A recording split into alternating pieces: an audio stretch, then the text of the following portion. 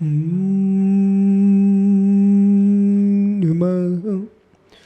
सिद्धिभ्यः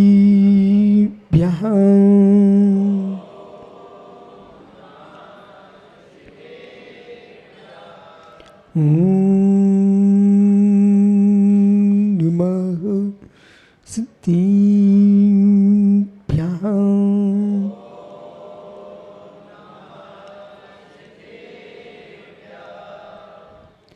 जी जाया सणगिए कुम्मिकुलंकिड़हे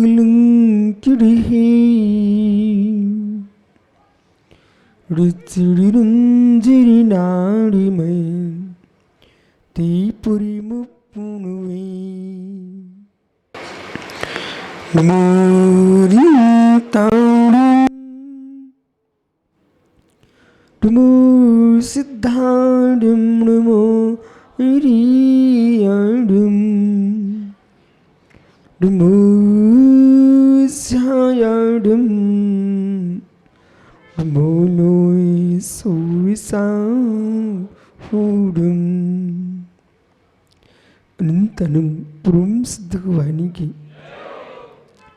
एक जड़वान आदिनारायण स्वामी की एक जड़वान महावीर स्वामी की परम पूज आचार्य भगवान कुंद कुंद स्वामी की परम पूज आचार्य रविराग सागर महाराज की समय विश्व धर्म की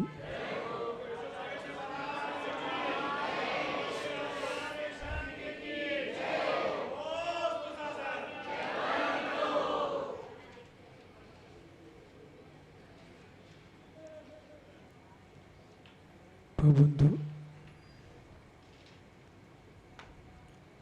अंतिम तीर्थ वर्धमान स्वामी के शासन में हम सही विराजते हैं।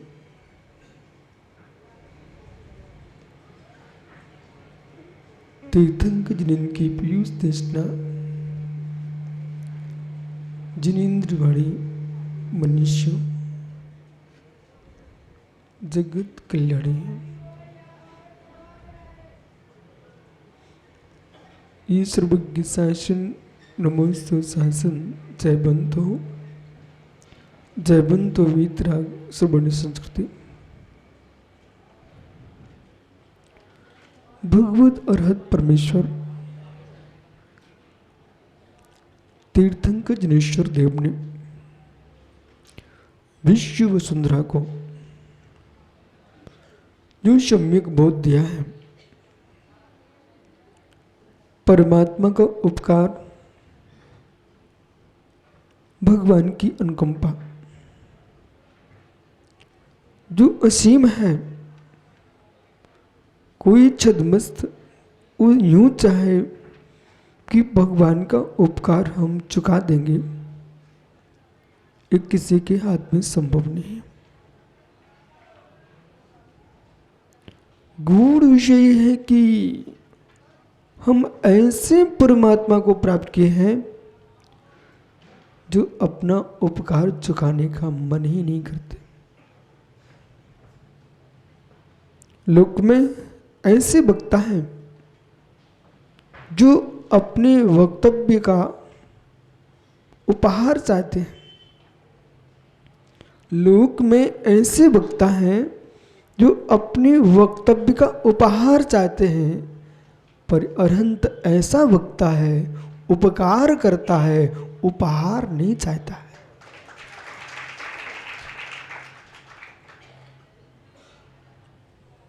पग पग पर ऐसे लोग हैं, अपने वक्तव्य की प्रशंसा की आकांक्षा से युक्त होते हैं। मित्र, सज के आएंगे, सज के आएंगे, सजा कह पाए ना कह पाए, लेकिन सज के आएंगे, बन के आएंगे। पर हम जिस वक्ता की बात कर रहे हैं वो सज के नहीं आता है, अलंकारों से युक्त नहीं है, रत्नात्र से अलंकृत है, उसके फल को प्राप्त किए हैं। वे अरिहंत परमात्मा परम वक्ता है। आज तक इस धरा पर अरिहंत से बड़ा कोई वक्ता उत्पन्न ही नहीं हुआ। पंडित हरिश्चंद्र जी का चिंतन चलता है, बोले गुरु जी बोलने वाले पागल पुरुष होते हैं, बोलने वाले पागल पुरुष होते हैं। ज्ञानियों, ये लोग हैं, सोचने वालों की संख्या बहुत है, चिंतन करने वालों की संख्या बहुत कम है। अपने डायरियों पर लिख लेना, सोचने वालों की संख्या बहुत है, चिंतन करने वालों की संख्या बहुत कम है। सोचने वाले जो सोचते हैं वे सोचमय नहीं सोचते हैं, और तत्व का चिंतन करते हैं वे सोचमय सोचते हैं। क्या सोच रहे हैं? जो वक्ता होता है वो पागल पुरुष होता है। ऐसा लोगों ने कहा। रथ्या पुरुष, और रथ्या पुरुष का अर्थ होता है न्याय शास्त्र में पागल पुरुष। जो बोलते हैं, बड़बड़ाते रहते हैं, ये पागल पुरुष होते हैं। एक गूढ़ विषय है। बुंदेलखंड में कहने लगते हैं कि जिसकी जेब में पैसे नहीं है और विपुल खाना चाहता है अंगूर, जेब खाली है, वो कहता मुझे अंगूर खाना है, परंतु क्या करूं, रायपुर के अंगूर खट्टे हैं। हे मित्र, आप रायपुर के अंगूर की दुकान को दोष दे रहे हो कि महाराष्ट्र, नासिक और आपके मध्य प्रदेश में रतलाम में लाल अंगूर आते हैं। जो अभी मौसम है, इस मौसम में जो आपके घर में अंगूर आ रहे हैं, वे रतलाम वाले अंगूर आ रहे हैं। अब मालूम, बोले अंगूर खट्टे हैं, अंगूर के बोले क्यों खट्टे हैं? क्योंकि मेरी जेब खाली है। ऐसे ही वक्ताओं को जो पागल कहते हैं, वे वास्तव में पुण्य की जेब से खाली हैं, वचन पद्धति से खाली है। पागल पुरुष नहीं बोलता, पागल पुरुष प्रवचन नहीं करता, पागल पुरुष वचन नहीं बोलता। पागल पुरुष तो मेरे मित्र वक्ता है। पागल पुरुष, बालक समझ में आ रहा है क्या? पागल पुरुष, तुम्हारी गली में कोई पागल आदमी है, वो पत्थर फेंकता है, पागल आदमी है, बड़बड़ाता रहता, गाली बकता है, लेकिन अरहंत परमात्मा तीर्थंकर ईश्वर जिनेश्वर ये पागल पुरुष नहीं है। ज्ञानियों, जो वक्ता होता है वो पागल नहीं होता है, जो ज्ञाता होता है वो वक्ता होता है। तुम ज्ञाता ही नहीं हो, वक्ता क्या होंगे? पहले ज्ञाता बनना चाहिए, फिर वक्ता बनना चाहिए। हमारे भगवान बेवक्ता नहीं है। हरिश्चंद्र पंडित जी कल कुछ बोले वो परसों बदल जाए। मैं उन वक्ताओं को प्रमाणित नहीं मानता हूं जो मेरे मित्र कुछ बोले, कुछ लिखे और फिर बदल जाए। जिनको अपना जीवन शल्लेखना सहित पूर्ण करना हो, जिनको समाधि मरण करना हो, जिनको दुर्गति से बचना हो, मेरे मित्र आगम वचनों को बदलने की कोशिश ना करें। जिस व्यक्ति ने आगम के पृष्ठों को भयभीत होकर के बदल दिया, इस जीवन में ध्यान रखना, समाधि मरण एक विद्या है। साम्य समाधि मरण एक तंत्र है, समाधि मरण एक यंत्र है। माँ, कोई भी पकवान बनाओगे उसकी विधि पूर्ण होना चाहिए कि नहीं होना चाहिए? अंकुर, बालक माँ से पूछना, माँ नागौर में इनर से बनते क्या?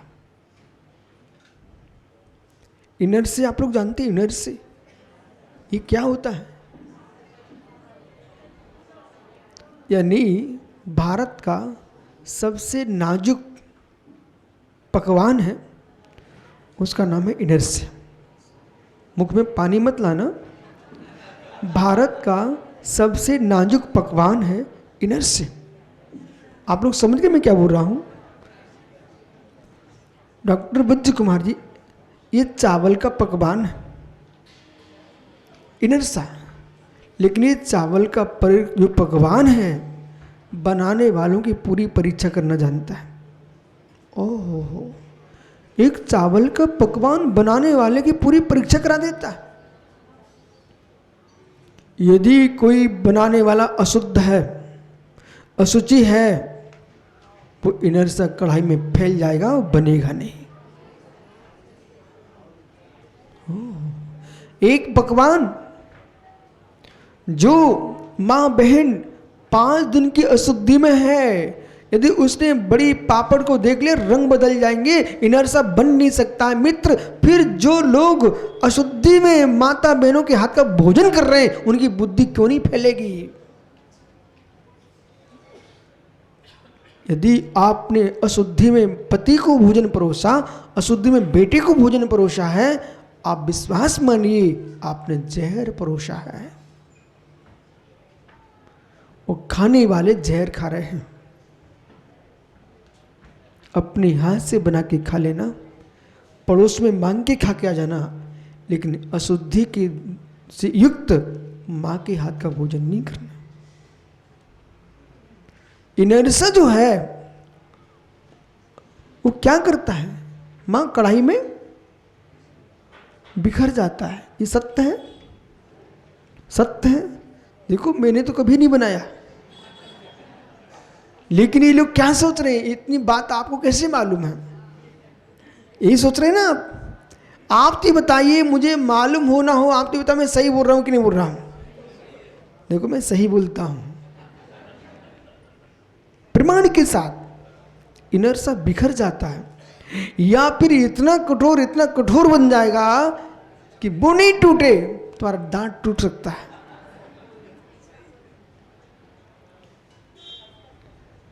मित्र, समाधि एक तंत्र है, समाधि एक मंत्र है। लोग सोचते हैं मर जाना समाधि है। मर जाना समाधि नहीं है। ये भूल नहीं करना जीवन में कभी। मृत्यु का नाम समाधि कहीं लिखा ही नहीं आगम में। मरना समाधि नहीं है। मरना समाधि हो गया तो जंगल के बंदर भालू सब मरते, सबकी समाधि हो जाएगी। बोले नहीं नहीं नहीं नहीं, नहीं, नंगे होके मरना समाधि है। मित्र, यदि नंगे होके मरना समाधि है, फिर तो और ही आनंद आ जाएगा। पृथ्वी नंगी, पर्वत नंगे, वृक्ष नंगे, प्रकृति नंगी, पशु पक्षी त्रियन सब नंगे, तो सभी की जो मरेंगे सबकी समाधि हो जाएगी। बोले नहीं नहीं नहीं नहीं नहीं, नंगे मां से नहीं होगी, घर छोड़ने से होती है। तो ओहो, शेर घर छोड़े हैं, भालू घर छोड़िए, उन्हें घर बनाए नहीं है, मेरे मित्र सबकी समाधि हो जाएगी। तो घर रहितों की समाधि होती है कि वस्त्र रहितों की समाधि होती है? मरने का नाम समाधि है? ऐसा नहीं है, ऐसा नहीं है। कोई भूल में ना रहे। जो जीव समाधि का अर्थ मरना करते हैं, वे आगम का अवर्णवाद कर रहे हैं। क्या है शास्त्री जी? आपने पूरे मुरैना में पढ़ाई की है और मुरैना में आपको छात्रों को भी पढ़ाया है। आपके मुरैना में कौन से विद्वान ने, क्या मक्खल शास्त्री ने कि सुमित चंद जी ने, कि मेरे मित्र जितने बड़े बड़े धुरंधर आपके यहाँ विद्वान हुए हैं, उन सब ने, गोपाल दास बरैया ने, ये आपको कब पढ़ाया कि मरने का नाम समाधि है? और कुंद कुंद स्वामी ने, वटकेर स्वामी ने, आचार्य भगवान से कोटि स्वामी ने कब कहा कि मरने का नाम समाधि है? मृत्यु का नाम समाधि नहीं है। सभी ज्ञानी ध्यान से सुनो, बात ऐसी है, दुनिया की सारी बातें सीख लेना सरल है। सारी बातें सीख लेना सरल है, बड़े सरल होते मालूम। घर में मेहमान अचानक आ जाए, ये माताएं धीरे से कढ़ाई में घी तेल डालती हैं, और सबसे सरल है पूरी तल दो। मतलब रोटी बनाने में समय लगता है। सबसे सरल क्या अंकुर? बेटा तेरे से सब बनता है। सबसे सरल क्या है? पूड़ी बना दो। ओहो, तल देना बड़ा सरल है, तल देना बड़ा सरल है। विषय समझिए मैं क्या हो रहा हूं नवीन। कढ़ाई में तल देना बड़ा सरल है, कढ़ाई में तल देना बड़ा सरल है। मेहमान अचानक आ जाए तो सबसे पहले आदमी क्या सोचा? चलो तुरंत बेलो, कढ़ाई में पूड़ी बना दो। लोग सोचते हैं क्या मेरा सम्मान किया गया, मुझे रोटी नहीं खिलाई, पूड़ी खिलाई है। तू पागल है, तू समझता नहीं है, रोटी बनाने में देर लगती है डबल। बोले क्यों? इतनी बड़ी बेलना पड़ेगी, फिर तवे पर सेकना पड़ेगी, फिर तवे से उतारना पड़ेगी, फिर अंदर फिर चूल्हे में सेकना पड़ेगी, फिर उठाना पड़ेगी, फिर रखना पड़ेगी, फिर उसमें घी लगाना पड़ेगा, फिर अंदर छिपा के रखना पड़ेगी, तब मुलायम रोटी बचेगी। कितनी मेहनत हो, कितनी मेहनत, रोटी में कितनी मेहनत है, रोटी में कितनी मेहनत है।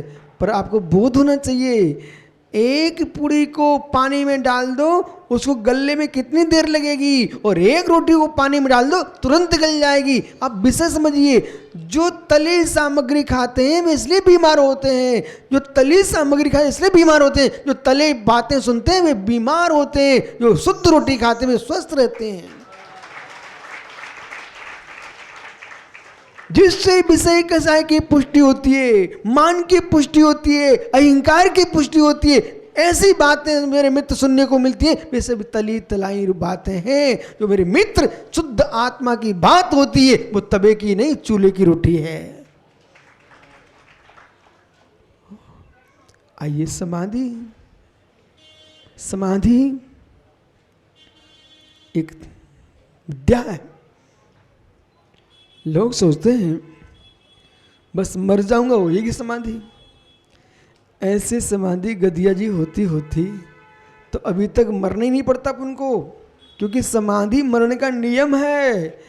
अधिक से अधिक 7-8 भाव, कम से कम 2-3 भाव में नियम से जीव का मोक्ष होता है जिसने समाधि मरण किया है। इसलिए ज्ञानियों, आज तुम यही सुनो, आज यही सुनो कि जीवन में अंतिम बेला मृत्यु पूर्वक न हो, मेरी मृत्यु ना हो, मेरी समाधि हो।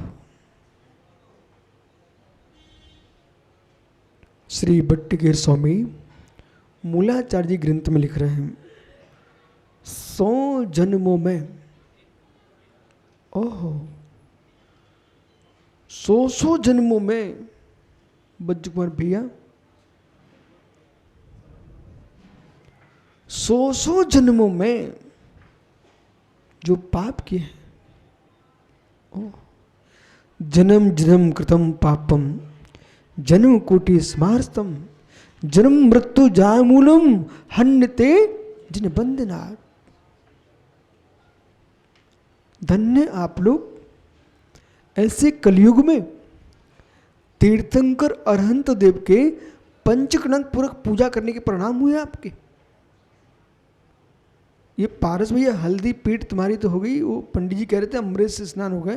ये हल्दी पीठ तो ठीक है, ये प्रतिष्ठा विधि के अमृत स्नान हो गए। वो तुम्हारा माता पिता तो दूल्हा बन के फिर से आ गया। मित्र, ये हल्दी पीठ तो हो गई। जैसे हल्दी से पीले दिख रहे ना चेहरा, ऐसे भक्ति से पीला चेहरा हो जाएगा। उसका नाम भक्ति से समाधि।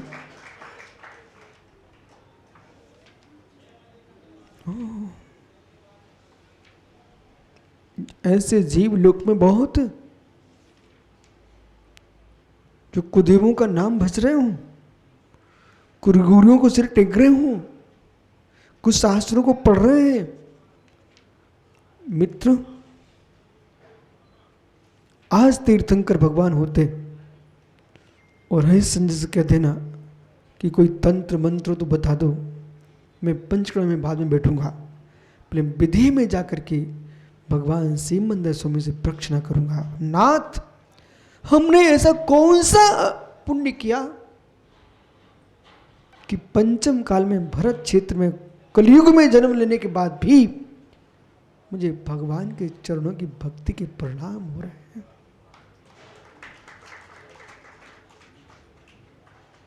भले पाप किया हो पूर्व में, जिससे हम पंचम काल में आए हैं, पर इतना खोटा पाप नहीं किया कि अरहंत के चरणों में ना बैठ पाए। बालक अंकुर बेटा अपनी मां से कह देना, मां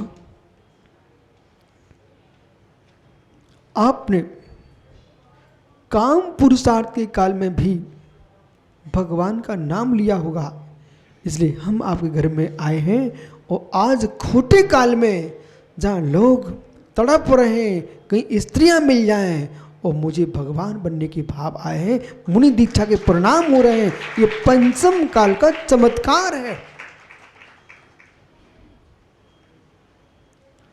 ऐसे 28 वर्ष की उम्र में ब्रह्मचारी बनने के परिणाम हो रहे हैं। मित्र, कहीं शादी के भाव होना चाहिए था,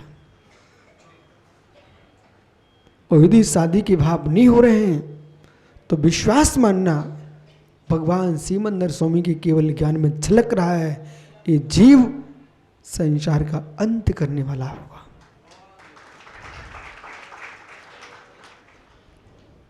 जिस मार्ग को चुनने जा रहे हो मित्र, मार्ग कठिन है पर आनंदमयी है। मोक्ष जब मिलना होगा मिल जाएगा। मैं तो ये मानता हूं पारस भैया, मैंने सुना कि आपके घर के लोग बहुत धर्मात्मा हैं, लेकिन कितनी धर्मात्मा हो, मेरा विश्वास ऐसा है कभी ना कभी तुझे डांट तो पड़ी होगी। ईमानदारी से बोलना।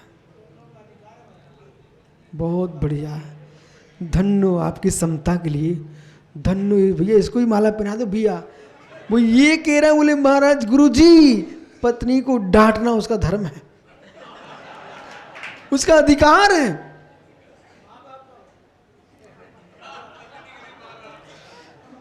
मित्र, मैं माँ बाप की नहीं पूछ रहा हूं, मैं आपके बेटे की माँ की पूछ रहा हूं।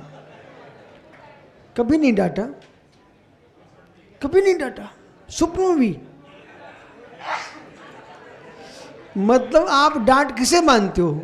जब डंडा लेके पीठ बजेगी तभी, कि बेलन पड़ेंगे तभी? यदि उन्होंने ये भी बोल दिया उठो ये काम कर लो, इसे आप डांट नहीं मानते क्या? है? ये होता ही रहता है। पारस भैया, मैं ईमानदारी से पूछ रहा हूं, मैंने इनसे कहा था आपके नरेंद्र भैया से, गुरु कृपा से तुम गुरुजी के पास जा रहे हो, पूछ के आना। कहाँ गए ये मित्र? कुछ पूछ के आए कि नहीं आए? क्या पूछे आए? इनसे हमने कहा था यदि आचार्य श्री ने दूसरे महाराज को डांटा तो मालूम पारस भैया, मेरी आंखों में आंसू टपकने लगते थे, सो अपने आप बच जाते थे। ये हरिश्चंद्र पंडित बैठे ना, इन लोगों ने मेरी शिकायत की थी आज विराग सागर भिंड में। बताओ, एक दिन था पंडित, सबके दिन एक से नहीं होते। हरिश्चंद्र पंडित जी सबके दिन एक से नहीं होते ज्ञानी। मालूम, इन्होंने और हमने एक साथ ऐसे ही एक चटाई पे बैठ के खाना खाया था। कहो ज्ञानी, याद करो, बाल मुकुचंद पंडित जी, महेंद्र शास्त्री, हरिश्चंद्र शास्त्री, सबके दिन एक से नहीं होते हैं। अब पंडित जी देखो बेचारे हाथ जोड़े बैठे हैं, तो हम इनको देख के घबराते थे, बोले पंडित लोग आए हैं। मालूम, यदि आचार्य महाराज ने इतना बोल दिया, क्यों विश्व सागर जी, इतने में कौन सुनता भाई? टप टप आंसू टपकते थे। ओहो, लेकिन आप रोज सुनते हो। सही है, ध्रुव सत्य है। जो समता आपके पास है, जो समता आपके पास है पारस भैया, ऐसे समता साधु बन के आ जाती तो मित्र, तो संसार के कितना आचार होता देश का।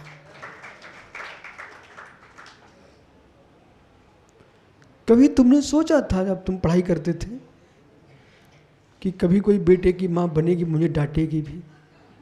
नहीं सोचा था ना, नहीं सोचा था ना।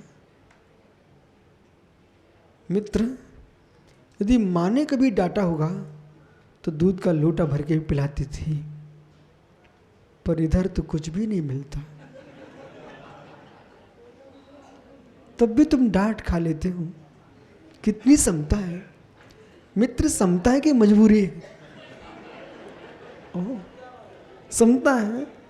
अच्छा, समता है भैया को। ओह, अब बेचारा सोचता है घर में तो समता है ही नहीं है, कॉलोनी में समता का नाम रख दो। विराजो ज्ञानी, अभी मैं आपकी समता की बात करता हूं।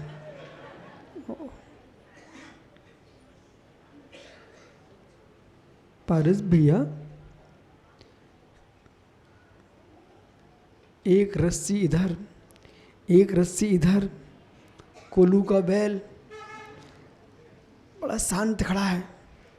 तो ये राजू बाकलीवाल गया, वो कहता धन्नो बैल तुझे, धन्नो बैल तुझे, तू कितना धीरवान है, कितना समतावान है, मालूम कितना धीरवान है, कितना समतावान है। वो साथ में चल रहा था बसंत भाई गोंदिया, बोले हाँ राजू, राजू बिल्कुल सही कह रहे हो, कितना समतावान बैल है। मित्र, बैल में समता थी कि वो बेचारा देख रहा था कि जरा भाई यूं किया ना तो इधर नकेल खिलेगी, इधर खिंचेगी, सो शांति से खड़े रहो तो कम से कम नाक तो नहीं फटेगी। ऐसी भैया कह रहे मैं बहुत समतावान हूं, बेचारा सोच रहा है कि समतावान हूं कि इधर से कुटूंगा उधर से पिटूंगा, इसलिए शांति से खड़े रहो।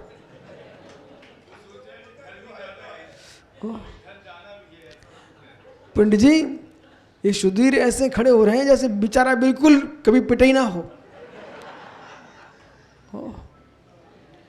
बैठो ज्ञानी, अब समझिए, धन्य तुम्हारा धैर्य, विश्वास मानो। इसे आप नाटक में समझना, कोई मजाक में समझना। जिस दिन आप अपनी समता पर चिंतन करोगे ना, आप कहोगे मुझे अब कहीं नहीं जाना, मेरी से बड़ा कोई नहीं है अब संसार में। कितने तुमने नाटक देखे, कितने सिनेमा देखे, उन नाटकों में आपने कितने प्रकार के लोगों के पात्रों के कष्ट देखे, तो आपकी आंखों में आंसू टपके। ओह मित्र, आंखों में आंसू टपके देखते देखते। मैं विश्वास के साथ कहता हूँ, आज आप सिनेमा हॉल मत जाना नीरज, आज मित्र कोई टीवी मत देखना, आज कोई मोबाइल मत देखना, मात्र देखना, आंख बंद करके बैठ जाना और जो जो तुम्हारे जीवन में घटित घटा है उसे देखना प्रारंभ कर देना। आपको मालूम चल जाएगा कि दुनिया के सिनेमा की क्या ज़रूरत है, कि मैं ही इतना भोग चुका हूँ कि आंखों के आंसू बंद नहीं हो रहे। याद भूल जाते हो इसलिए जी रहे हो, याद भूल जाते हो इसलिए जी रहे हो। पूरी याद रहना, घर में नहीं रह पाओगे।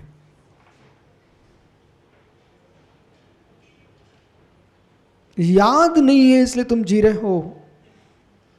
जो जो वैरागी हैं अपनी अनेक भवों का सोच लेंगे ना, उनका वैराग्य नष्ट नहीं हो सकता। ऐसे दिन भी तुम्हारे जीवन में आए कि एक दिन एक सिक्का की चिंता थी, वो नहीं था जेब में। ऐसे दिन भी तुम्हारे पास आए हैं, तुमने सिक्के लुटाए हैं। ऐसे दिन भी तुम्हारे घर में आए हैं जब दूध की नदियां बह रही थी। ऐसा दिन भी तुम्हारे घर में आया था, एक बूंद दूध नहीं था, पड़ोस से मांगने गए थे। समय समय ऐसे दिन भी तुम्हारे पास आए हैं जब सोच रहे थे कि कहीं किसी घर में आज ठहर जाएंगे, तो ऐसे दिन भी आए हैं, हजारों को तुमने ठहराया है। मुझे तो सब दिखाई दे रहा है, आपको नहीं दिख रहा? दिख रहा है। इनकी गोंदिया से एक बार मैंने बिहार किया, याद करो, इनकी गोंदिया से मैंने एक बार बिहार किया। कोई ना आगे कोई ना पीछे, जहाँ गए वहाँ मुझे मालूम था क्या होने वाला है, तब भी ये मना रहे थे मत जाओ, पर मैं कह रहा था जाना चाहिए, सबके दिन एक से नहीं होते। माँ, पति के घर में कोई कष्ट आ जाए, मेरी बात मानो तो ध्यान से सुनना। पति घर में कष्ट आ जाए, यदि आप वहीं सहन करते रहोगे तो तुम्हारा नाम सीता उस सोमा के स्थान पर जाएगा। और पति घर में कष्ट हुआ, कहीं तुम माँ के घर गई तो अंजना के स्थान पर नाम आएगा। ओ, एक अबला समय सासू ने बाहर कर दिया, मां के घर पहुंचती है। दुनिया बने बनाए के पंडित जी, मिटे का कोई नहीं होता। मरना हो तो बना के मरो, मिटा के मत मरना। मरना हो उसके पहले कुछ बना के जाना, तो मित्र लोग चबूतरा बना देंगे, और बना बनाए गए तो गड्ढे में पटक देंगे। जो जीवन में बना के गए हैं उनकी मृत्यु के स्थान पर चबूतरा बन गए। कुछ लोग ऐसे हैं जिनका पूरा शरीर भी नहीं जल पाया, उठा के जब नदी में पटक दिया।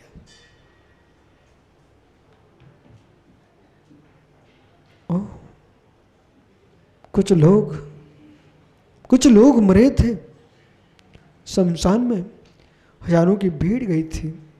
कुछ लोग मरे थे, जनाने वाले भी नहीं मिले थे, दूर से देख रहे थे।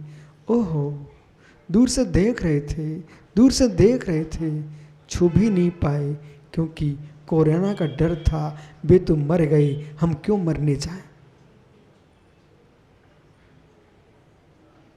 तुम क्यों मानते कोरोना ने हाहाकार मचा दिया? अरे कोरोना ने तुम जीने वालों को बहुत बड़ी शिक्षा दे दी है। पंडित जी, ऐसे ऐसे लोग मर गए, यदि कोरोना ना होता, उनकी मृत्यु होती, हजारों लोग उनके पीछे जाने वाले थे।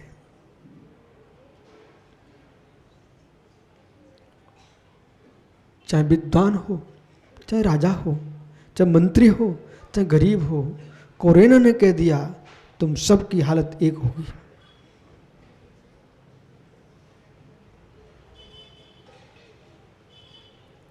क्या हो गया?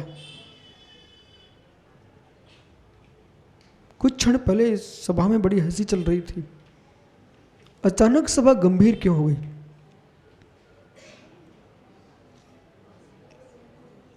मित्र, समाधि साधना है, मरण नहीं है।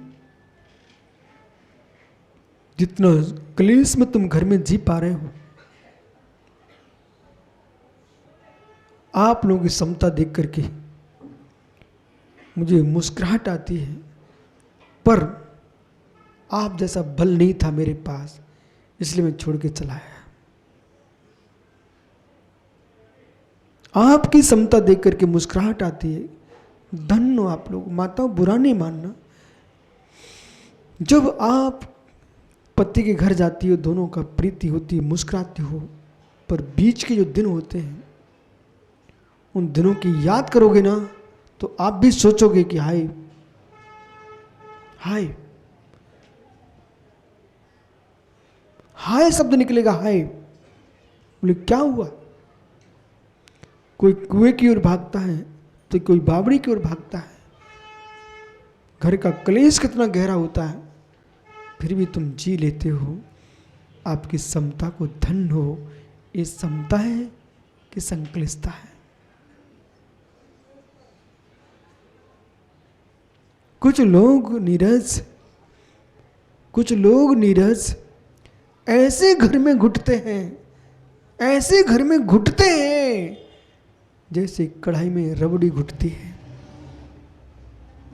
ऐसे घुटते हैं। उस दिन उनको लगता है मेरा घर है कि ये, मेरा घर है कि ये बाग का मुख है। मैं किसी घर गया नहीं हूं। आप ये भी मत कहना कि मेरे घर की क्यों सुना रहे हो। आप चुपचाप सुनते रहो तो हंसी नहीं होगी। ऐसे दिन तुम्हारे घरों में आए हैं, हत्तीसा ऐसे दिन तुम्हारे घरों में आए हैं जब तुमको ये लग रहा था कि हाय ये दिन कब देखना था। अपनी ही बात क्यों करते हो? भरत बाहुली की बात कर लो ना। वे तो तीर्थंकर के बेटे थे ना। हे नियति, हे नियति, तेरी नीतियां कितनी कठोर है। क्या क्या मां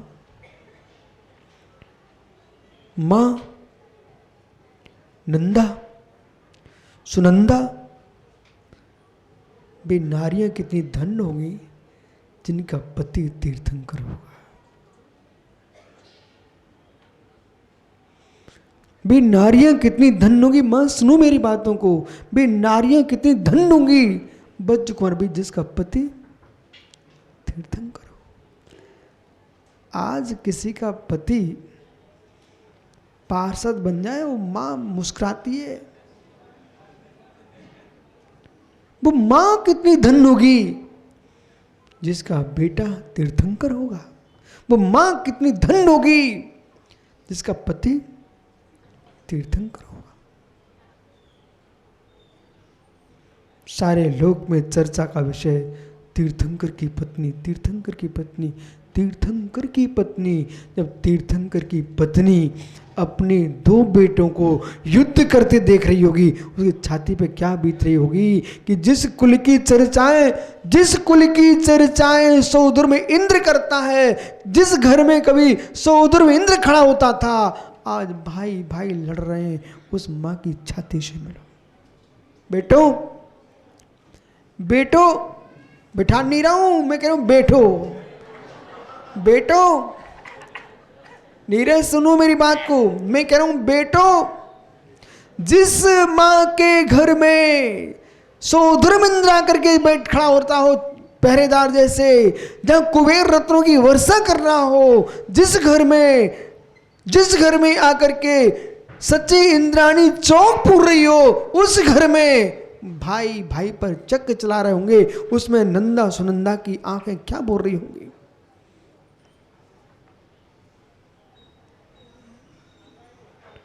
ज्ञानी पंडित जी, जिस घर में कोई मुर्राज के आहार हो चुके हों, वो आंगन चमक रहा था। जिस चौकी पे मुर्राज बैठे थे वो चौकी धन्य हो रही थी। वो भाई भाई लड़ पड़े, वो वही चौकी उठा करके भाई पे फेंक के मारने लगे। वो चौकी रो पड़ी, मुझे मत फेंको, मैं गुरु चरणों मेरे ऊपर पड़ चुके, मैं किसी का सिर नहीं फोड़ सकती हूँ।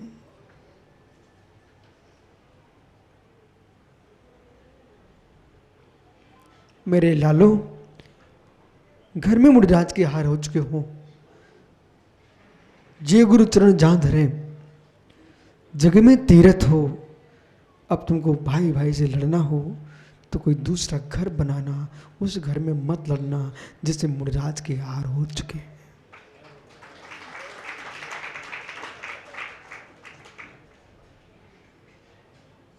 मत लड़ना। अंकुर बेटा, बूढ़ी मां से पूछ के आना, मां जिस लोटे से आपने महाराज को हार दे दिए हो, जिस कलश से प्रभु का अभिषेक हो चुका हो, उस कलश को कहीं ऐसे लेके जाओगे क्या? है? नहीं जाएंगे।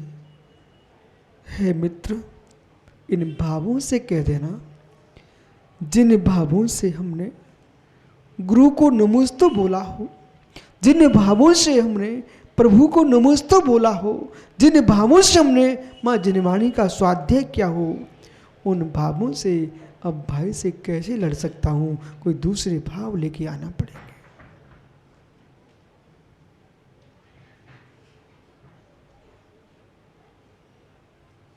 घर का सग्गा बेटा, घर का सग्गा बेटा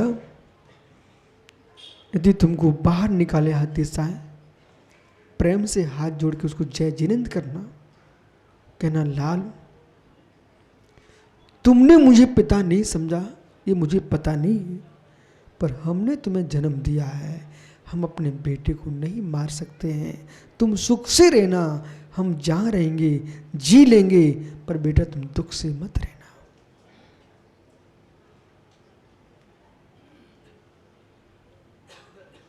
अब किस सिनेमा हॉल जाना चाहते हो?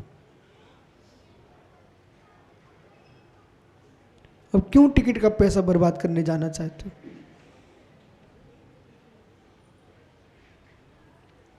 अपने आप की ही फिल्म देखो,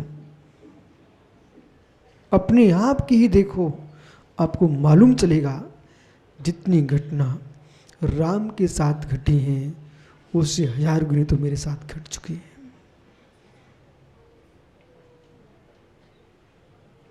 मालूम कमल में क्यों मुस्कुराता रहता? मैंने पल पल की घटना देखी, लोगों को उठते देखा है, लोगों को गिरते देखा है, लोगों को हंसते देखा है, लोगों को मुस्कुराते देखा है, तो लोगों को रोते भी देखा है। जो माता पिता के वियोग में रो रहे थे 2 दिन पहले, कुछ दिन के बाद उनको भी हंसते देखा है। इसलिए मैं किसी के रोने से भी प्रभावित नहीं होता। पिताजी कहाँ आपके? आपने देखा उनको? मुझे विश्वास है आप जरूर रोए होंगे, बहुत रोए होंगे, तुम्हारा चेहरा कह रहा है। पर मैंने एक दिन आपको हंसते देखा है।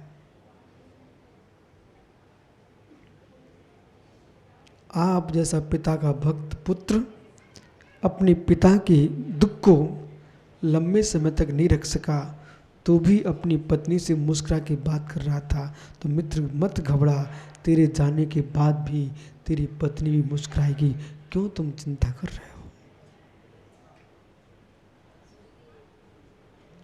मित्र आपने अपनी माँ को देखा, जब पिता चला गया फिर तुमको डाडास किसने बनाया? पिता चला गया, माँ ने सिर पर हाथ रखा कि नहीं? जो माँ पिता के वियोग में रो रही थी, उसने तेरे हाथ पर सिर रखा, और रखने के बाद, सही बात तो सही है, पर पिता पति को भूल करके तुम्हारे सिर पर हाथ रखे थे। मित्र कुछ दिन के बाद उसको भी आपने मुस्कुराते देखा है।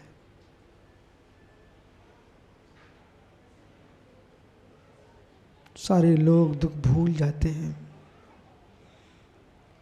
सारे लोग दुख भूल जाते हैं, इसलिए किसी को रोनों से प्रभावित मत हो, प्रभावित हो तो वीतराग धर्म से हो।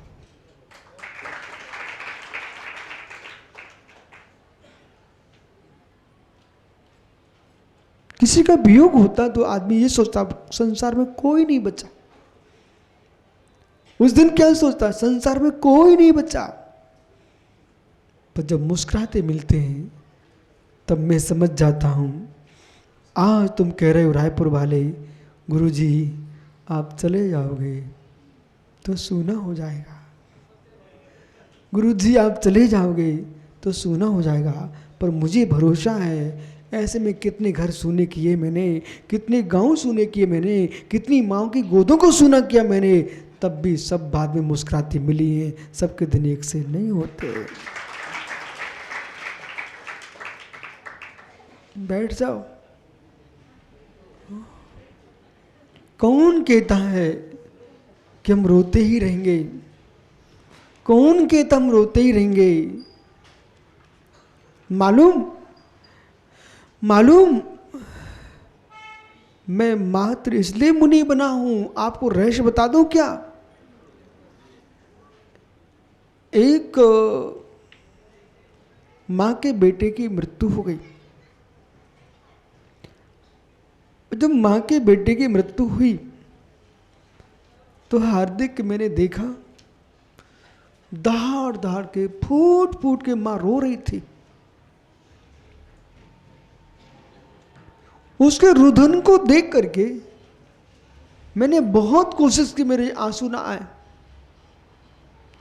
पर वो माने नहीं, आ गए। बे आंसू माने नहीं, आ ही गए। मैंने सोचा इस बच्चे ने एक बार जन्म लिया, भी वो मर गया बेचारा, वो मां बिलख रही है। तो ऐसे मैंने कितने जन्म लिए थे, वो मेरे पीछे कितनी माताएं रोई थी, उनकी कराहट, उनका रुदन, उनका विलखन। मर गया तो रोना पड़ा, जन्म लिया तब भी मां रो रही थी, उसको पीड़ा हो रही थी प्रसूति की, तब भी रो रही थी। हे प्रभु, ऐसा कार्य मुझे करना है कि मेरे पीछे कोई मां रोए ना, कोई मां रोए ना, कोई मां रोए ना। ऐसा काम करो, कोई मां मेरे पीछे तड़पे ना। प्रसूति की पीड़ा होती तब भी मां तड़पती है, और बेटे का वियोग होता तब भी मां तड़पती है। मां, आपको मेरी बात समझ नहीं आ रही है कि तुम्हारा जीवन मात्र रोने के लिए है। पिता के घर में कोई मरता तो तुमको रोने जाना पड़ता है, और पति के घर में कोई मरता तो तुमको रोने जाना पड़ता है। मतलब पूरे ठेके रोने के तुम्हारे हाथ में है। तुम्हारा जीवन एक टीचर का जीवन दोनों का एक सा है। अध्यापक, चुनाव होने तो ड्यूटी किसकी? टीचर की। कोई काम होना है, टीचरों को लगा दो। मतलब कितना सस्ता टीचर है अध्यापक, कि जो भी उपद्रव के काम होना है बोले अध्यापक को लगा दो, वही फ्री आदमी है। ऐसे ही मां, तुमने ऐसा जन्म लिया, आपको तो ये बोलना चाहिए आज ही खड़े होकर के, बोले धिक्कार ऐसे जीवन को कि पति के घर में रोना पड़े, माँ पिता के घर में रोना पड़े, और कहीं अड़ोस पड़ोस में कुछ हो जाए तो रोने जाना पड़े। क्या जीवन रोने के लिए है? यदि मालूम तुमको मेरी बातें बुरी लग रही हो तो आज ही निर्णय कर लो, मैं आर का बन के स्त्री प्रयाग छेद करके पुरुष बन के भगवान बन जाएंगे। और नहीं समझ में आ रही तो रो, नहीं समझ में आ रही तो रो। अरे मैं इसलिए कह रहा हूं जो आरकाएं बन चुकी हैं, बे भी ना रोएं, बे अब अच्छे से रह लें। आगम की बात को ना बदलें। हतीसा है, आगम की बात को ना बदलें। जो लिखा है जीवन में, आगम में पढ़ा है, उसे ही लगते रहें, उसे ही बोलते रहें। मित्र, आज चाहे शांति सागर महाराज जी के जीवन की घटना सुनिए आप, और मैं आज देश के जितने भयो वृद्ध आचार्य आर्का मुनि आदि आर्क जो कुछ हैं, उन सब के पास मेरी बात भेज देना आप।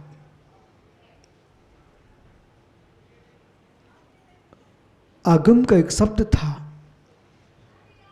मैं महाराष्ट्र में लंबे समय तक रहा, और जान करके मैं इसलिए रहा वहाँ कि मुझे आचार्य शांति सागर महाराज जी के जहाँ जहाँ चातुर्मास हुए, जहाँ जहाँ उनने विहार किया, जहाँ जन्म लिया, जहाँ समाधि की, उन सारे स्थानों में रुक के आया। बच्चों कुमार भैया याद है ना आपको? मैं किसी क्षेत्र में रुका नहीं हूँ, परंतु कुंतलगिरी में 19 दिन तक समाधि तंत्र अनुशीलन, समाधि तंत्र अनुशीलन जो ग्रंथ लिखा हमने, वो कुंतलगिरी की पहाड़ियों की झाड़ियों में बैठ करके लिखा। बहुत आनंद आता था। मालूम, ये पेंसिल भी नहीं थी मेरे पास, इनके भैया की किराए की पेंसिल। किराए की पेंसिल मतलब बोले महाराज से आप लिखो महाराज जी, बाद में दे देना। हाँ, ऐसा ही था, और मैंने ऐसे ही किया। फिर वो मुझे आज भी आंखों में झलक रही है। एक लाल पेंसिल थी, उसमें ऊपर का ढक्कन भी नहीं था, ठीक है। वो डॉक्टर हर्षवर्धन मेहता मुझे देख के चले गए, बोले आप इससे लिखो। मैंने कहा ठीक है। मैंने नियम ले लिया सोलापुर के चातुर्मास में कि पेन से लीड से लिखूंगा ही नहीं, इसमें बहुत पता नहीं क्या क्या पड़ा रहता है। ये शीश पेन सूखा रहता है, शुद्ध पेन है। तो मालूम इन्होंने, इनके बड़े भैया ने मुझे पेंसिल तो दी, पर क्या बोल के, आप लिखो। ठीक है। फिर सोलापुर का एक श्रावक आया, वो हमको एक छोटी सी पेंसिल दे के चला गया। बोले महाराज जी इससे अब आप लिखना। तो हमने डॉक्टर साहब की वापस कर दी, भैया अपनी अमानत स्वीकार करो। सबके दिन एक से नहीं होते। ये विचित्र आत्मन आपको बोध होना चाहिए, जितना जितना जीव दुख से उठेगा उतना ही सुख पाता है।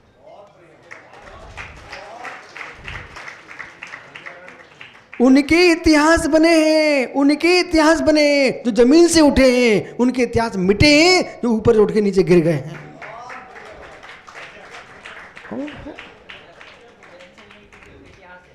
ज्ञानी अब पेंसिल देखो भाई, आप लोग तो राजे महाराजे के बेटे हो, मालूम हरिश्चंद्र पंडित जी एक दिन में बड़े मलहरा में, छतरपुर में था, बड़े मलहरा में द्रोणगिरी जी के पास एक रिफिल से लिख रहा था। वो आचार्य विराग साहब जी थे टीकमगढ़ में। कोई श्रावक आया, दर्शन करके चला गया, उस जाके बोलता महाराज जी से, बोले महाराज जी तुम्हारे शिष्यों के पास इतनी गरीबी है। बोले क्या हुआ? बोले तुम्हारे विशुद्ध सागर दर्शन करके मैं आ रहा हूँ, एक वो 25 पैसे की रिफिल आती थी ना, बोले उससे लिख रहे हैं। और देखो भाई मैं संघ से निकला ही निकला था, मेरा सिद्धांत था कि जो गुरुजी देंगे और जो गुरुजी कहेंगे वही करना अपन को। उनके यहाँ से चटाई आती थी, उनके यहाँ से पिच्छी आती थी, उनके यहाँ से सब सामान आता था। तो मैंने कहा जब उनको याद आ जाएगी तो भेज देंगे, अपन को टेंशन किस बात का। तो उससे क्या हुआ? उससे हुआ क्या मालूम? उसका परिणाम ये निकला। अभी सुनील सागर आचार्य महाराज के यहाँ कोई माताजी ने पुस्तक लिखी है, उसमें लिखा है कि वो विशुद्ध सागर इतने गुरु भक्त थे कि पेंसिल भी नहीं थी तो शीश से उससे लिख रहे थे, रिफिल से। मित्र यदि ऐसा नहीं करते, कहीं मांग के लिख लेते तो इतिहास लिखा जाता क्या? अब प्रश्न ये है हरिश्चंद्र पंडित, प्रश्न ये है ये माताएं कितनी तगड़ी हैं। ये राम अपनी जय जयकार पीठ ठोके राम अपनी। बोले क्यों? भाई उस काल में हो गए जिस काल में सीता जंगल चली गई बेचारी। क्या हुआ? हे राम तुम उस काल में हो गए जिस काल में सीधी सीधी सीता बेचारी जंगल में चली गई। आज होते ना तो राम तुम जेल में होते। बोले क्यों? बोले क्यों? क्योंकि राम की जो जानकी थी वो सती नारी थी, महान नारी थी। उसने तो यूं कहा जो कर्म का उदय हो तो भोगना ही पड़ेगा। मित्र अग्नि कुंड में भी कूद गई, जल भी हो गया पर जली नहीं। जो महान होता है वो अग्नि कुंड में कूद सकता है, अग्नि में कूद सकता है, पर जली नहीं, जल हो ही गया। राम अपनी प्रशंसा करना, पुण्य मना, पुण्य कि कहीं कलयुग की सीता होती ना। मैं ईमानदारी से बोल रहा हूं, मां बुरा तो नहीं लगा आप लोगों को? हाँ क्यों बुरा लगेगा? क्योंकि आपको तो पता है ना सब। आज की तारीख तुम ऐसा करो भैया, रायपुर की जेल में जाओ और ना आपको 10-15 लोग ऐसे मिल जाएं कि पत्नी के द्वारा भेजे गए हैं। इसलिए अजीत संभल के जिया कर, संभल के। समझौता क्या बेचारा, इतना इतना इतना दब्बू जीव है, 24 घंटे पैर पड़ता रहता है। अरे मैं सबको परखना जानता हूं, कहीं भी लेके जाएगा, दुनिया से कमा के लाएगा, लो रख लो रख लो रख लो। अब वो सोच रही है पत्नी, जब हमारा नौकर इतना होशियार है अब जीने दो। बड़े भैया ताली बजा रहे हैं क्या? नहीं बैठो ज्ञानी, लेकिन चिंता नहीं करो, ये उसको उठाना मत, अभी प्रतिष्ठाचार है वो। तो मतलब बोध होना चाहिए है। अभी कुछ क्षण पहले आप बहुत गंभीर हो गए थे।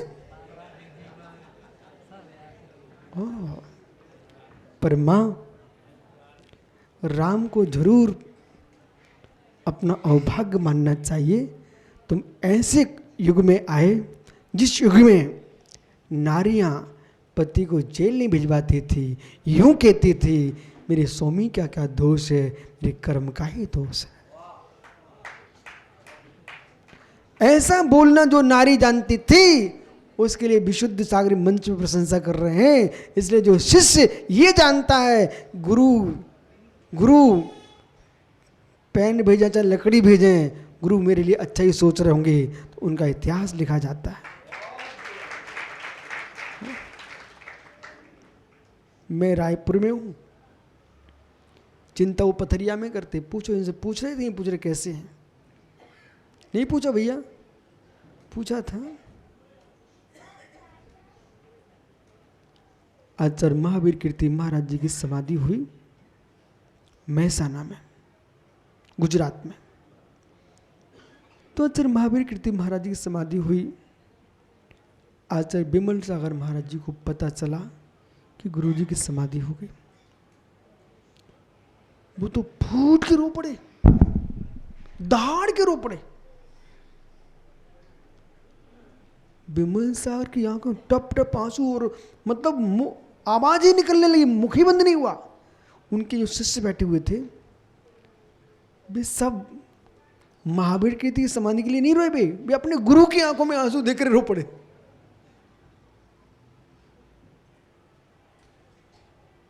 देर पूरे पूछा, गुरुजी आप निमित्त ज्ञानी, सब कुछ आपके पास है, आप सामान्य लोगों जैसे रो रहे हो।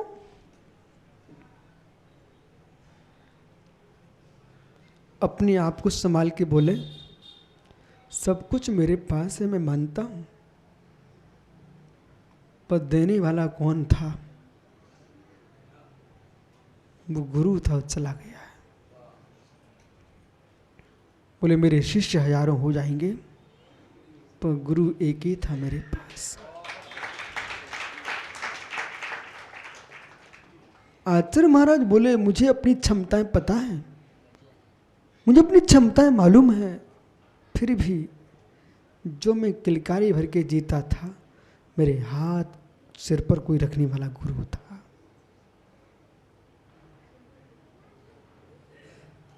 बेटो बहुओं, सासू जरा चीख भी दे, तुम बुरा नहीं मानना, पिता डांट दे, बुरा नहीं मानना। तुमको अभी लगता है ये लोग क्यों चिल्ला रहे हैं, आप विश्वास मानो, विश्वास मानो। उनके हाथ की जो ऊष्मा है वो तुमको शक्ति दे रही है।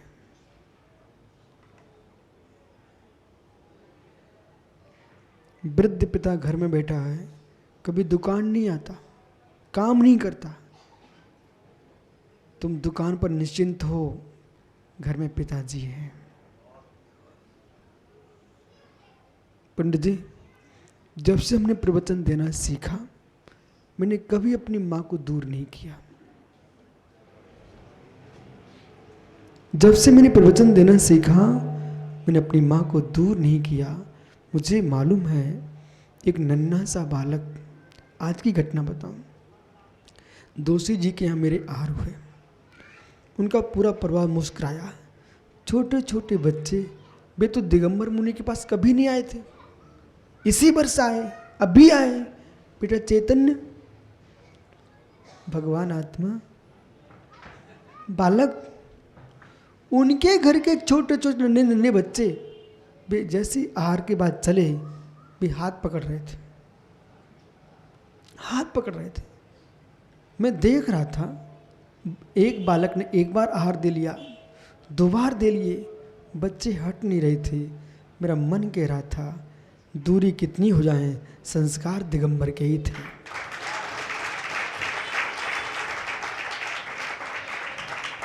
मालूम, जब वो बालक मंदिर की ओर आने लगे हम लोग, तो एक बालक छोटा सा छोटा सा, वो आपके किसी का बच्चा था, वो बालक, उसने हाथ पकड़ लिया मेरा आकर के। मैंने कहा इन लोगों को डर नहीं लगता मेरा? फिर इतने ही नहीं, दोषी जी के पोतों ने हाथ पकड़ा। अब वो क्या कर रहा है मैं देख रहा था, ये लोग क्या करते हैं। वो उसका हाथ छुड़ा रहा, बोले छोड़ो, मैं महाराज का हाथ में पकड़ूंगा। क्यों? अंत में क्या हुआ, मैंने कहा भाई तू लड़ो मत, एक किशोर आ जाओ, एक किशोर आ जाओ। और दोनों मंदिर तक वो ना दोषी जी के पोते ने हाथ छोड़ा, ना उस बच्चे ने हाथ छोड़ा। मैं मुस्कुरा रहा था कि मेरे हाथों में दोनों हैं।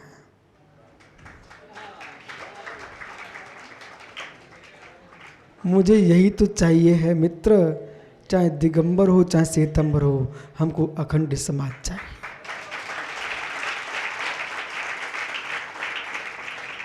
जयनत जयवंत हो। चंदू भैया बुरा लगा आपको? है मित्र, मेरा मन कहता दुनिया एक आंगन में बैठे वो आप लोग कैसे हो कि 13-20 के चक्कर में अपने घर के लोगों को भगा देते हो। आज से विचार कर लो, मेरे पास तो 13 भी बैठे, 20 भी बैठे, वो 16.5 पंथी ब्रह्मचारी आ गया। देखो मैं तो सुनता था, छोटे से सुनता आ रहा हूं कि राजस्थान में कोई 16.5 पंथ भी होता है। 16.5 पंथ है। अंकुर तेरा कहाँ गया तेरा भैया? भैया ये 16.5 पंथ क्या होता है मालूम? इनका मंदिर है नागौर में, उस मंदिर पे बोर्ड लगा हुआ है 16.5 पंथी। नागौर में मंदिर है, बोर्ड लगा हुआ है बराबर, बोले 16.5 पंथी। मैंने भाई से पूछा, भाई अंकुर ये तो बताइए लफड़ा क्या है? बोले गुरुजी बात ऐसी है, हमारे बुजुर्ग थे ना तो आधे 13 पंथी आधे 20 पंथी थे, मंदिर में जाए तो दोनों लड़ते थे, बोले ऐसे करो ऐसा करो। तो हमारे ही बुजुर्गों ने कहा कि कोई बात नहीं है, तुम हम एक मंदिर बना रहे हैं दूसरा, इसमें 13 पंथी भी आएंगे 20 पंथी भी आएंगे, जिसको जो लगे सो तुम करते ना सो हमने उसका नाम रखा 16.5 पंथ। मतलब उन्होंने एकता का काम किया। तो इनके घर मंदिर में दोनों परंपरा चलती रहती हैं। बोले भाई तुम बाहर मत जाओ, अपने घर में रहो। बस बेटा, बस बेटा, पूजन पाठ के चक्कर में समाज की अखंडता को मत तोड़ना, समाज की अखंडता को मत तोड़ना। 2 भाई लड़ रहे थे भरत बाहुली, तो माँ नन्ना सुनन्ना की छाती पे क्या बीत रही थी? बेटे तुम 13-20 के चक्कर में लड़ोगे तो माँ जिनवाणी की छाती पे क्या बीतेगी? बैठ जा भैया। यहाँ सब मुस्कुरा लेते हैं, मुस्कुरा लो गद्दिए, घर में तो रोना ही पड़ेगा तुझे। यहाँ सब मुस्कुरा लेते हैं। और मैं भी सोचता हूँ जब बेचारे आस लगा के आए हैं तो थोड़ी मुस्कुराहट दे दो इनको। पाटनी, हार्दिक पाटनी, तेरा चाचा है ना, एक दिन इतना रो रहा था, इतना रो रहा था, मैंने कहा मित्र मेरे द्वारे पर रोए तो मेरा जीवन ही व्यर्थ है। 2 मिनट के अंदर हमने उसको मुस्कुराहट दे दी। मालूम घर में जाके क्या बोलता, गुरुजी घर में आते तो ऐसे ही निकल जाते, घर नहीं आए, हमारे द्वारे से नहीं निकले तो बार बार आशीर्वाद मिला। बैठो ज्ञानी चैतन्य,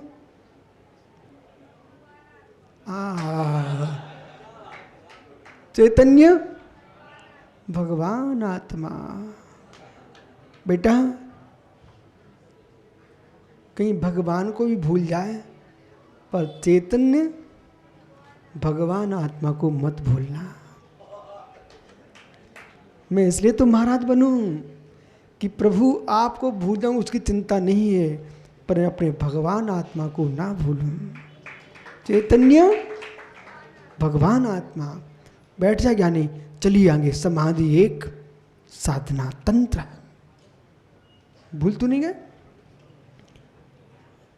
आचार्य महावीर कीर्ति महाराज की समाधि पर विमल सागर की आंखों में आंसू। उनके शिष्यों ने देखा, गुरुजी आपकी आंखों में आंसू। बोले बेटा मैं रोना नहीं चाह रहा हूँ, मैं रोना नहीं चाह रहा हूँ, पर रोक नहीं पा रहा हूँ। अंदर से जो जुड़ा होता है वो रोता नहीं है, रोक नहीं पाता। जो बाहर से जुड़े हैं वे रोते भी नहीं है और रोक ही लेते हैं। महाराज की समाधि हो गई। गुरु की आस्था थी। जिन जिन चेलों को अपने गुरु पर गहन विश्वास था वे सारे चेले गगन का चुम्बन कर रहे हैं। विमल सागर की ख्याति अपने गुरु से आगे चली गई। विद्यासागर की ख्याति अपने गुरु ज्ञान सागर से आगे चली गई। उन्होंने अपने गुरु की सेवा की। आचार्य विराग सागर को मैंने देखा कि एक दिन विराग विमल सागर का समाचार आया कि आप पन्ना आ जाओ। वे पन्ना पहुंच के बोले छतरपुर चलने लगे। बोले सतना जाओ, सतना जाने लगे। मालूम बिहार करते रहे। अंत में मिलन पन्ना में हो गया।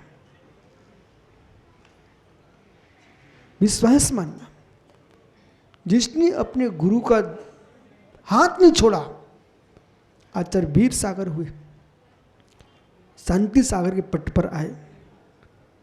उन्होंने अपने गुरु की भक्ति नहीं छोड़ी।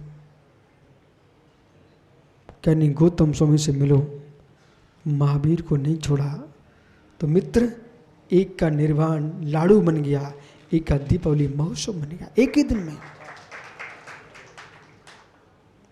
दीपावली महावीर स्वामी के नाम पर नहीं होती, गौतम स्वामी के नाम पर होती है मित्र। और निर्वाण लाड़ू भगवान महावीर स्वामी का है। हम लक्ष्मी को नहीं पूजते, हम केवल ज्ञान लक्ष्मी को पूजते हैं। गौतम स्वामी वो लड्डू नहीं चढ़ाते, वो गोल गोल होता है लड्डू, गोल गोल गोल गोल गोल गोल, वो चारों से मीठा होता है, निर्वाण सुख पूर्ण मधुर होता है। इसको प्रतीक में लड्डू चढ़ाते हैं। नहीं तो कोई सोचे कि साल भर के भूखे रहते एक दिन चढ़ा दो। नीरज पुत्र बेटा तुम लोग तो यही सोचते हो। बोले भगवान साल भर कुछ खाते पीते नहीं है तो पूरे लड्डू बस। मालूम चातुर्मास में अमरावती में आता है, वो कई दिन तक उसकी पूड़ियाँ चलती हैं। मैं दर्शन करने सुबह से गया मंदिर में, एक बड़े बड़े स्थान चौकियाँ रखी लंबी लंबी, वहाँ पर गोजा खाजा पूड़ी पापड़ पता नहीं कितने प्रकार के पकवान सब भगवान को चढ़े। मैंने कहा ये क्या है? बोले महाराज दीपावली है।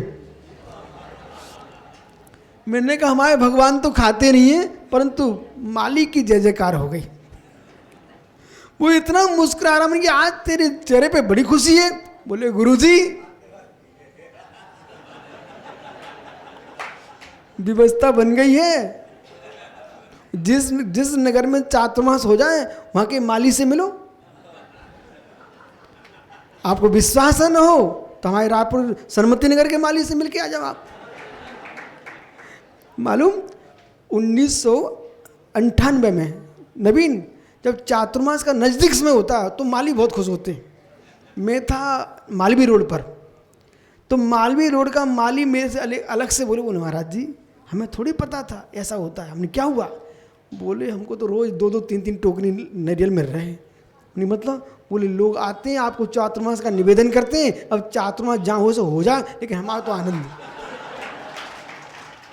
इतना खुश था मालवी रोड का माली। बोले महाराज जी मालूम दुर्ग वाले ऐसे मोटे मोटे नारियल चढ़ा गए। उधर वैशाली सेक्टर 6 ये सन्मति नगर फापाड़ी हर दिन राजिम सब जगह के लोग आ रहे हैं। वो प्रतिदिन श्रीफल चढ़ रहे हैं।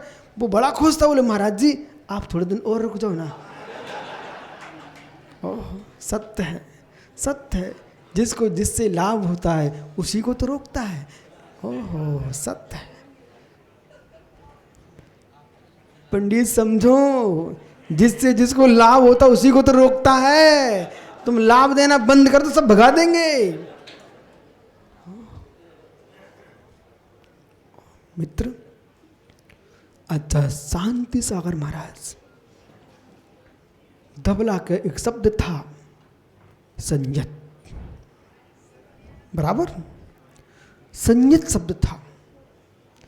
तो आचार्य महाराज को कुछ ऐसा समझ में आया, इस संयत शब्द नहीं होना चाहिए स्त्री भेद में। तो उनके मन में भाव आया, इसको हटा दो मूल ग्रंथ से। बोले क्यों? बोले ये रहेगा तो ऐसा लगता कि स्त्री वेद से स्त्री मुक्ति की सिद्धि हो जाएगी। उत्तर भारत के विद्वान बुलाए गए, उन विद्वानों की भी पीठ ठोकी है। इतने प्रभावी आचार्य के सामने भी एक पंडित ने ये नहीं सुनी कि हटा दो। सारे विद्वान डटे रहे। बोले महाराज जी, प्रणाम करते रहे, आहार देते रहे, श्रद्धा किंचित कमी नहीं की, लेकिन संयत शब्द हटाने को तैयार नहीं थे। बराबर भैया, कोई ने नहीं हटाया। आपने तो हरिश्चंद्र पंडित सुना होगा, एक विद्वान ने नहीं हटाया। मुरैना से विद्वान गए, जगह जगह से विद्वान गए, डटे रहे। पन्नालाल साहित्याचार्य, जगन मोहन लाल शास्त्री, मक्खन लाल शास्त्री, कैलाश चंद जी शास्त्री, बड़े बड़े धुरंधर विद्वान पहुंचे।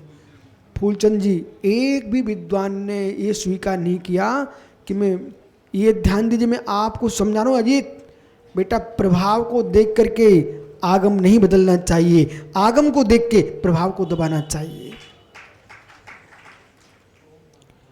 आचार्य महाराज लंबे समय तक सोचते रहे, परंतु समाधि ऐसे थोड़ी होती है।